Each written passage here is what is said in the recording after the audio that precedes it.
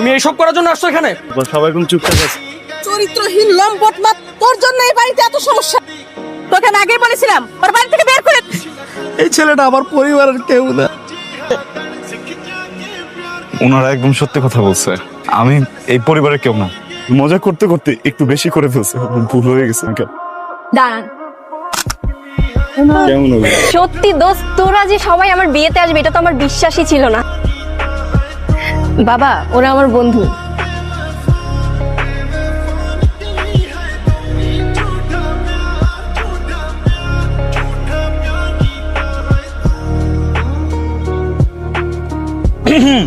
আমরা কি একটু চান্স পাবো? আপনারা কেন চান্স পাবেন?